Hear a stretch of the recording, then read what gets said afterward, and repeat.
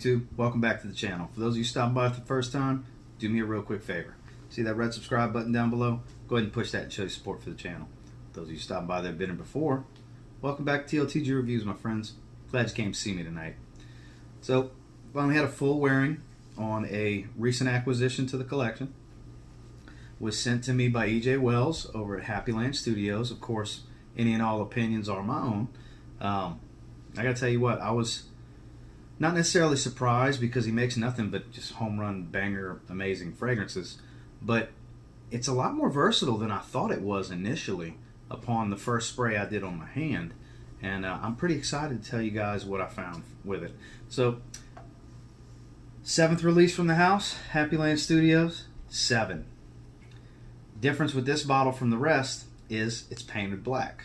So, and speaking of the presentation, it's your standard. This is one of the 30 ml bottles that they have at Happyland Studios. Nothing spectacular and amazing, but this is spectacular and amazing. Look at that. Oh, it smells beautiful too, but this puts a ton of juice out. As far as atomizers, it's amazing.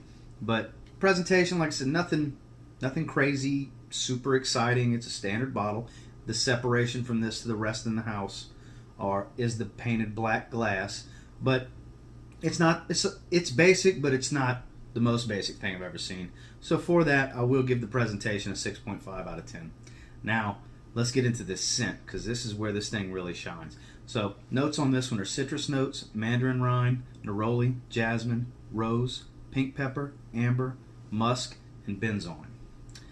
So what do I get from it? So, in the opening, you get a whole lot of citrus, variety of citrus notes. I don't know if it's the mandarin rind or some lemon and orange or what, but it's a very, very fresh opening. It's not a heavy neroli. I smell it floating in the air. The neroli's not real heavy on this one, but it is faintly there in the background, adding a bit of freshness to it to go along with the citruses. And in the transition, it starts to get a bit more floral for sure. The rose and the jasmine mixed with that neroli, which is, like I said, the neroli never really comes to the forefront a whole lot. You don't really get a big soapy quality from it or anything like that, like neroli's known for. But the jasmine and the rose, and it's blended to where I can't really distinct too much of one or the other. The way it's blended pretty well. And when I say it's a bit on the floral side, it's not a feminine floral either. It's a little white floral, a little dusty from the rose, but it's not a real dry fragrance by any means. And you start kind of getting kind of a slight little sweet spiciness. I'm guessing that's an attribute from the pink pepper and maybe a little bit of the amber, maybe some of the benzoin. But it really starts to get powdery. That's the biggest takeaway from this transition, is the powderiness from the flowery floral notes in this really start to become, and I mean, it's not offensive powdery, it's not, old person powdery, it's nothing like that. It's beautifully done, very versatile, adds a certain class to it in the transition. And once you get in the base, it starts to get a little bit more resinous from the benzoin, and it maintains that powderiness, and is still kind of lightly floral. I never really pick up any musk. I did spray 2 on my chest, which is 2 massive sprays. I can still kind of smell it. And I did spray it at 9 o'clock this morning.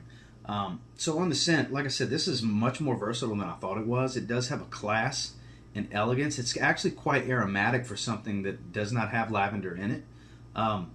Overall, I thought the scent was very pleasant for this one, and I'm going to give it an 8 out of 10. Longevity, this is one where it shines. It didn't really start becoming a skin scent for me till about the 9-hour mark today, and it's still kind of going. I can still smell it coming off of my chest, because those of you that have watched the channel before, you know when I wear long sleeves, I always spray my bare chest. That way throughout the day I can do one of these moves to check myself to see if it's still pushing off my skin. And it's still kind of faintly pushing off. It's not really a skin scent, but it's not really projecting either. So I kind of stopped the clock at 9 hours. So for that, I'm looking at an 8.5 out of 10.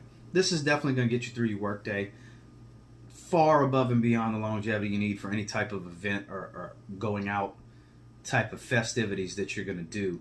And then on the projection, it's relatively heavy for the first hour, I would say. A little bit beyond arm's length, maybe right in that arm's length territory. But it's never filling a room. It's never going crazy big, but it's not a skin scent either. I could get whiffs of myself all day long. I did not get a compliment today, unfortunately, which I found kind of odd. But I can see this not being some mega compliment getter, but it is pleasant. It is safe. It's not risky and daring or anything like that. You're not going to really offend anybody with this. And the projection on it's very fitting for going to work and doing things like that. So projection, I'm looking at a 6.5 out of 10. Overall, this is undoubtedly a 7.5 out of 10 fragrance. This is probably, in my opinion, the most versatile fragrance from Happyland Studios. And I thought this was Green Irish Tobacco, which I still have to do an individual review on this one. Be looking out for that. But right now, all of his new releases, Homme for the holidays included, these are great fragrances. They really are. Wearability, these two. Statement maker, this is very gourmand, coffee house, syrupy waffles. You know what I mean? We'll talk more about that in the individual review. But loud too. My God, so loud. Not a subtle fragrance. But Se7en, I would put this in that must-buy territory. At the very least, buy one of his samples or sample packs and try a few fragrances from the house if you haven't already. I will have Happyland Studios website linked in the description below if you want to check them out. This is versatile. This definitely gets the job done. This is bordering that must-buy territory for me. I was pleasantly surprised. This is even better than I initially thought it was going to be. EJ, appreciate you sending them out. Like I said, I have 2 more individual reviews to do, and as far as a work fragrance list and safe fragrance list and stuff like that, had I had it sooner, this probably would have cracked into some top 10s. But until next time, guys, do me a real quick favor and go ahead and like, comment, subscribe. I do appreciate all the feedback. I love hearing from everybody. I really enjoyed wearing this one today, and like I said, it's still kind of going off my skin.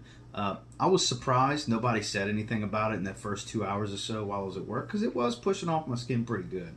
But this isn't, like I said, this isn't the walk in the room and, hey, look at me. It's not that fragrance, because not everything needs to be like that. You want the hey, look at me fragrance? Happyland signature. You walk in the room, everybody's going to smell you with that one. But I'll tell you what, guys. You get your hands on Happyland Se7en, and you give it a spray now, there's a really good chance that you'll thank me later. Have a great night.